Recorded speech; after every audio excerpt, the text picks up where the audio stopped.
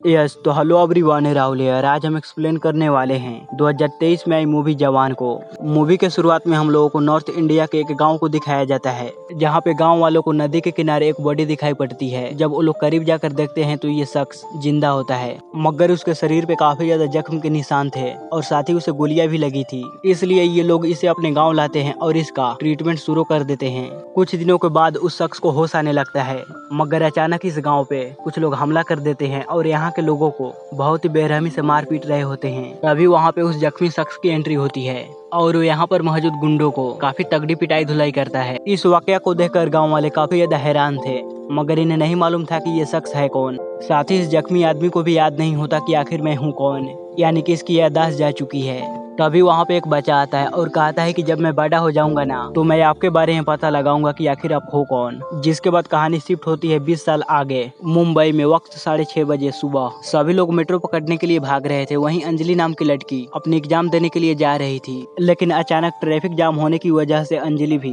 Metro पकड़ लेती है। तभी हम लोग देखते हैं कि एक लड़की गिटार लेकर मेट्रो में जा रही है और उसके गिटार के अंदर गन है। वहीं दूसरी लड़की सिस्टम को हैक कर लेती है, जिस वजह से सिक्योरिटी वालों को वो गन दिखाई नहीं देती।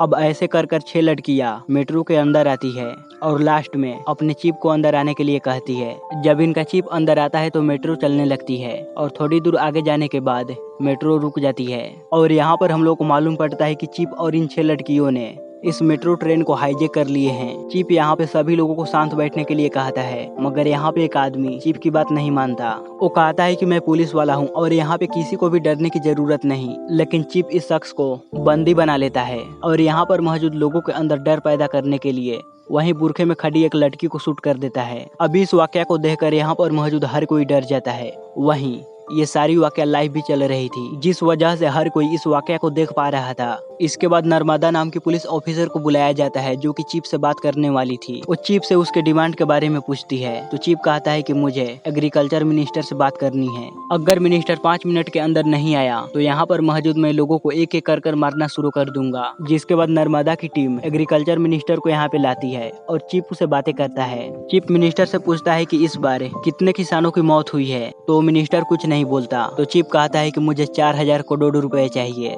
मिनिस्टर कहता है कि इतने सारे रुपए तो मेरे पास नहीं। तो चीफ कहता है कि जल्द ही तुम्हारे पास एक बिजनेसमैन कॉल करेगा और वही सारे पैसे दे देगा। इसके बाद चीफ फोन कट करता है और वहाँ मौजूद अंजलि नाम की लड़की को अपने पापा के पास कॉल करने के लिए कहता है। यहाँ पर हम लोग को मालूम पड़ता है कि अंजलि के पापा का नाम है काली गायकवाड़, जो सबसे बड़े वेपन डीलर थे। वो उनके पास कॉल करती है और कहती है कि हमें किडनैप किया गया है और किडनैपर ने इतने सारे रुपयों का डिमांड किया है। जैसे ही काली इस बात को सुनता है तो पैसे देने के लिए राजी हो जाता है। नर्मदा पैसे देने से मना कर रही थी और वो चाह रही थी कि हम कैसे भी कर इन लोगों को पकड़े, लेकिन काली का कहना था कि मेरे लिए सबसे ज्यादा इम्पोर्टेंट मेरी बेटी है, इसलिए वो पैसे ट्रांसफर कर देता है। नर्मदा ये ट्रैक करने की कोशिश करती है कि ये सारे पैसे किसके अकाउंट में गई है, मगर वो ट्रैक नहीं कर पाती। तभी उसे मालूम पड़ता है कि ये सारे रुपए 7 लाख लोगों को अकाउंट में गया है। साथ ही नर्मदा को मालूम पड़ता है कि ये सारे लोग किसान हैं। अब सारे किसानों को पैसे मिल गए थे, मगर यहाँ अंजलि काफी ज्यादा गुस्सा हो रही होती है कि चीफ और इनके लोगों ने मिलकर मेरे पापा से इतने सारे पैसे लूटे। तो चीफ लक्ष्मी की कहानी को बताने लगता है, जो कि चीफ के ही टीम में मौजूद थी। दरअसल लक्ष्मी एक छोटे से गांव से बिलोंग करती थी और उसके पापा एक किसान थे और बहुत ही मुश्किल से उन्होंने एक ट्रैक्टर को लिया था, मगर खेती अच्छी नहीं हुई थी, जिस वजह से वो ट्रैक्टर का EMI दे नहीं पा रहे थे। एक दिन बैंक वाले उसके घर आए और EMI ना देने की वजह से वो लोग उसके पापा को बहुत ही बुरी तरह मारे और ट्रैक्टर लेकर यहाँ से चले गए। ये सब देखकर लक्ष्मी को काफी ज्यादा दुख होता है, मगर उसके पापा उसे समझाते हैं कि एक न एक दिन सब कुछ ठीक हो जाएगा। मगर उसके पापा का भी हौसला टूट चुका था, इसलिए वो आत्महत्या कर लेते हैं। अब यहाँ पे सभी लोग रो रहे थे। तभी यहाँ बैंक वाले आते हैं और ब्याज का पैसे मांगने लगते हैं। लक्ष्मी की माँ इन्हें समझाने लगती है कि अभी अभी हमारे पति की मौत हुई है, मगर ये बैंक वाले लोग लक्ष्मी की माँ की एक बात नहीं सुनते और उसकी माँ के गले का मंगलसूत्र ये लोग खींच कर अपने साथ ले जाने लगते हैं। लक्ष्मी इस वाकया को देखकर काफी ज्यादा गुस्सा होती है और वहाँ रखा एक फावड़ा उठाती है और उस ऑफिसर को वहीं मार डालती है, जिसके बाद लक्ष्मी को जेल हो जाती है। अब कहानी प्रेजेंट में आती है और लक्ष्मी की कहानी को सुनकर यहाँ मौजूद हर कोई काफी ज्यादा इमोशनल हो जाता है। अब चीफ की डिमांड पूरा हो चुका था तो बताता है कि बुरखे में जो औरत है वो अभी जिंदा है, जिसे उसे थोड़ी देर पहले ही गोली मारा। मैंने ये सब डराने के लिए किया था। जिसके बाद मेट्रो फिर से चलने लगती है और नर्मदा का कॉल चीफ के पास आती है। वो कहती है कि भले ही तुम्हारा डिमांड पूरा हो चुका है मगर तुम मेट्रो से बाहर नहीं जा सकते, क्योंकि नर्मदा की टीम मेट्रो के बाहर उसी का इंतजार कर रही थी। लेकिन चीफ अपनी ही तरह सबको मास्क लगाता है और सभी लोग मास्क के साथ बाहर आते हैं। अब इस वजह से नर्मदा को मालूम नहीं चल पाता कि आखिर चीफ है कौन, और उसके सामने से ही वह निकल जाता है। जिसके बाद हम लोग उन लड़कियों को चीफ के साथ देखते हैं और वो 6 लड़कियां फिर से जेल के अंदर चली जाती है। और यहाँ पर हम लोग को मालूम पड़ता है कि जो चीफ है वो इस जेल का जेलर है और इसका नाम है आजाद। आजाद को एक अवार्ड मिलता है क्योंकि उसने अपने जेल को काफी अच्छे तरह से मेंटेन किया था। आजाद कहता है कि यहाँ पर जो भी औरतें हैं वो या फिर मेरी माँ है या फिर मेरी बहन है, इसलिए मैं सभी के साथ प्यार मोहब्बत से रहता हूँ और सभी को इक्वली ट्रीट करता हूँ, और इसी वजह से मेरी जेल सबसे अच्छी जेल है। कावेरी माँ आजाद को एक लड़की को देखने के लिए भेजती है। वो चाहती है कि आजाद की अब शादी हो जाए, मगर आजाद को शादी में उतना इंटरेस्ट नहीं था, इसलिए वो बस फॉर्मेलिटी के लिए उस लड़की को देखने के लिए जाता है। लेकिन यहाँ पर लड़की नहीं, लड़की की बेटी आई थी और इसे देखकर आजाद काफी ज्यादा शौक था। उस बच्ची का नाम सुशी था। सुशी कहती है कि मैं यहाँ पे अपनी माँ के लिए पति नहीं बल्कि पापा को ढूंढने आई हूँ। वो आजाद के साथ बातें करती है और आजाद को सुशी बहुत ही अच्छी लगती है। इन दोनों के बीच काफी अच्छी बॉन्डिंग हो जाती है और सुशी आजाद को अपनी पापा मान ली थी। अगले दिन सुशी आजाद के पास कॉल करती है और उसे अपने स्कूल बुलाती है। वो कहती है कि मैं सिर्फ एक ही सब्जेक्ट में पास हुई हूँ, जिस वजह से प्रिंसिपल मेरे पेरेंट्स को स्कूल बुला रहे हैं। लेकिन उसकी माँ काफी ज्यादा स्ट्रिक्ट थी, इसलिए सुशी चाहती थी कि आप ही आकर मेरे स्कूल टीचर से मिले। और आजाद यहाँ पे आ जाता है और साथ ही आजाद को मालूम पड़ता है कि सुशी की माँ नर्मदा है। नर्मदा ये देखती है कि सुशी आजाद को कितना पसंद करती है, इसलिए नर्मदा भी इस रिश्ते को हाँ कर देती है। दरअसल नर्मदा एक रिलेशनशिप में थी और वो प्रेग्नेंट हो गई, मगर उसके बॉयफ्रेंड को अभी बच्चा नहीं चाहिए था, इसलिए हम दोनों अलग हो गए। नर्मदा कहती है कि मैं अपनी बच्ची को हर खुशियाँ देनी चाहती हूँ, लेकिन फिर भी मेरी बेटी को एक पापा चाहिए और वो तुम में अपने पापा को देखती है, इसलिए मैं इस शादी के लिए तैयार हूँ। आजाद को भी सुशी बहुत अच्छी लगती है क्योंकि आजाद को भी अपने पापा का प्यार नहीं मिला था, इसलिए वो शादी के लिए हाँ बोलता है और इनकी एंगेजमेंट हो जाती है। अब एंगेजमेंट के बाद आजाद की एक नई मिशन शुरू होती है। वो हेल्थ मिनिस्टर को गोली मारता है और उसे किडनैप कर गवर्नमेंट हॉस्पिटल ले जाता है। लेकिन मिनिस्टर को ठीक करने के लिए जो भी दवाइयाँ और इक्विपमेंट्स की जरूरत थी वो यहाँ पे मौजूद नहीं थी। जिसके बाद आजाद हर किसी को दिखाने लगता है कि गवर्नमेंट हॉस्पिटल की हालत क्या है। अब वो फिर से पुलिस वालों के पास कॉल करता है और उन्हें अपनी डिमांड के बारे में बताता है। नर्मदा उसे कहती है कि तुम ये सब बंद कर दो, लेकिन आजाद उसका नहीं सुनता। यहाँ पे आजाद अपने फेस को बदल दिया था, इसलिए उसे कोई भी पहचान नहीं पा रहा था और आजाद उन्हें अपना नाम विक्रम राठौर बताता है। जिसके बाद हर तरफ विक्रम राठौर के ही चर्चे हो रहे थे। इसके बाद आजाद नर्मदा के पास एक लिस्ट भेजता है और कहता है कि इसमें जितनी भी चीजें नोट की गई है वो सारी चीजें एक गवर्नमेंट हॉस्पिटल में होनी चाहिए। अगर ऐसा नहीं हुआ तो मैं इस मिनिस्टर को मार डालूंगा। वो इस काम को करने के लिए 5 घंटे का समय देता है। जिसके बाद हर तरफ बहुत ही तेजी से काम होने लगती है और सभी गवर्नमेंट में लिस्ट के मुताबिक सामान पहुंचा दिए जाते हैं। सब लोग काफी ज्यादा खुश थे क्योंकि अच्छी तरह की हो रही थी। विक्रम राठौर एक किडनैपर नहीं बल्कि एक हीरो बन चुका था।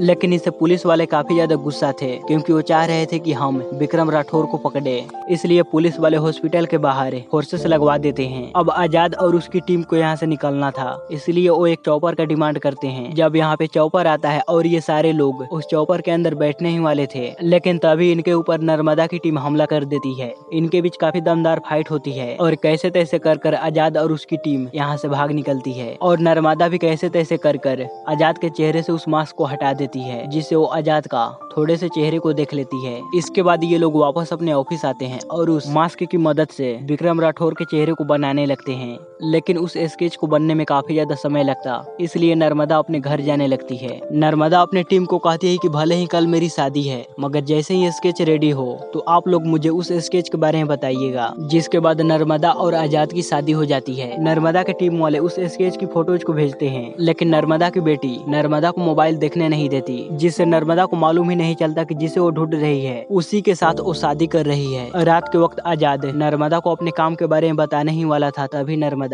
अपने फोन को देख लेती है और उसे मालूम पड़ जाती है कि जिसे मैं ढूंढ रही हूँ वो कोई और नहीं आजाद ही है। वो आजाद को पकड़ने के लिए उसकी तरफ गन पॉइंट करती है, लेकिन आजाद उसे समझाने लगता है। लेकिन तभी इनके ऊपर कोई हमला कर देता है।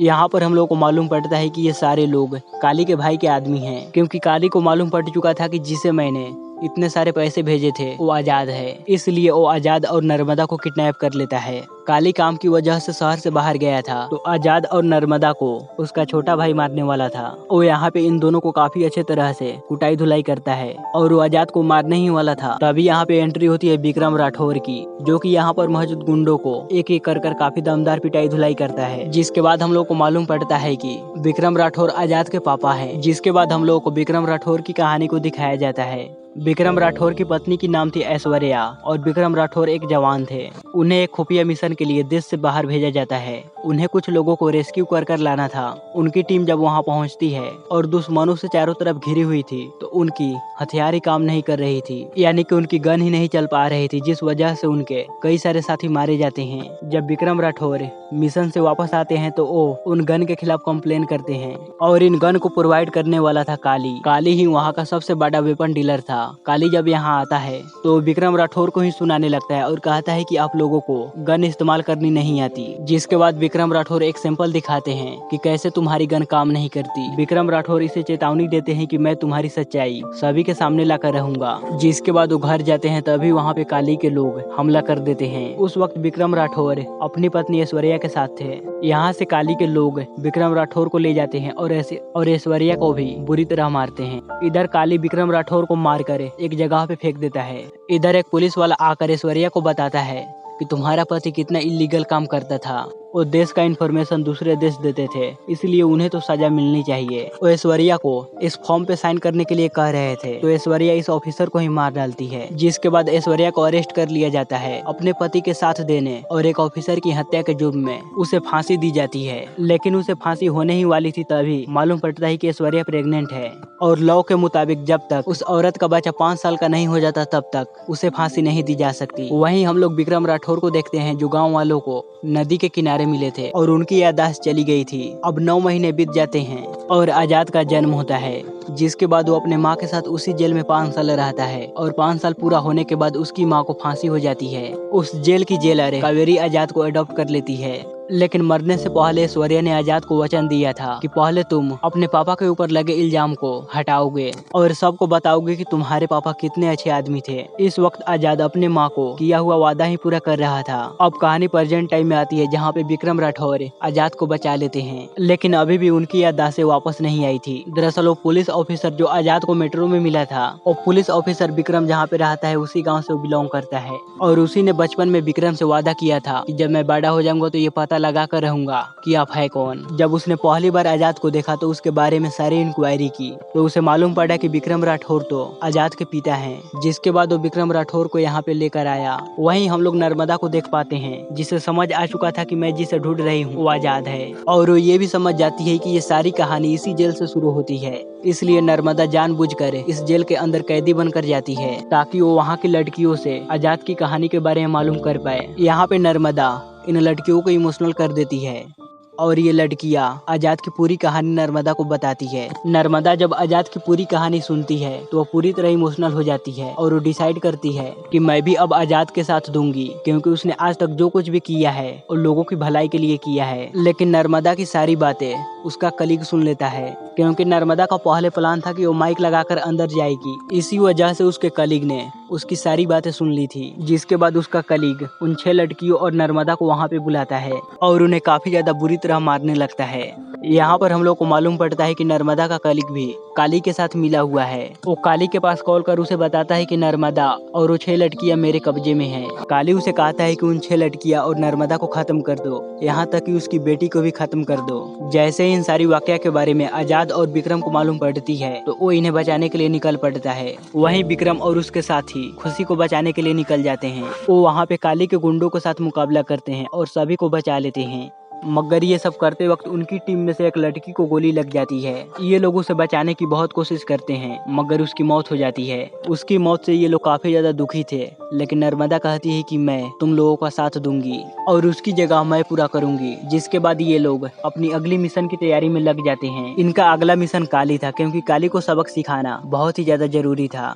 तभी इन लोगों को मालूम पड़ता है कि काली अब पॉलिटिक्स में आना चाहता है, क्योंकि वो जब भी कोई बिजनेस स्टार्ट करता तो जो कोई भी सत्ता में होता तो उन्हें हमें बहुत सारे पैसे देने पड़ते हैं, और जैसे ही पार्टी बदलती है तो हमें दूसरी पार्टी को भी पैसे देने पड़ते हैं। इसलिए वो चाहता है कि मैं ही खुद पॉलिटिक्स में आ जाऊं ताकि मुझे किसी को पैसे देने की जरूरत न पड़े। इसलिए काली एक बहुत बड़े बिजनेसमैन के साथ डील फाइनल करता है जो कि किसी दूसरे कंट्री से था।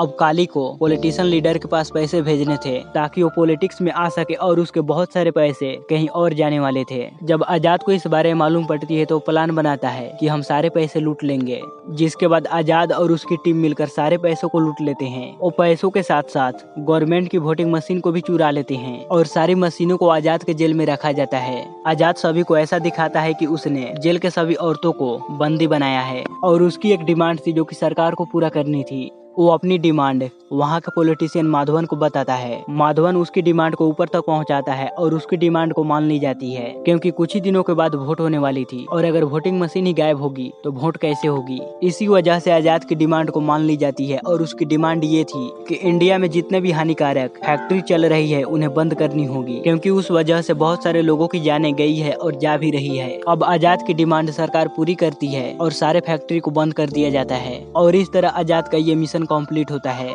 मगर इसी बीच काली विक्रम को किडनैप कर लेता है और उसे बहुत ही बुरी तरह मारता है। जब काली टीवी ऑन करता है तो टीवी पर भी विक्रम था। ये देखकर काली काफी ज्यादा कंफ्यूज हो गया था कि दो जगहों पे विक्रम कैसे हो सकता है। तब उसे मालूम पड़ता है टीवी पर जो है वो विक्रम का बेटा आजाद है।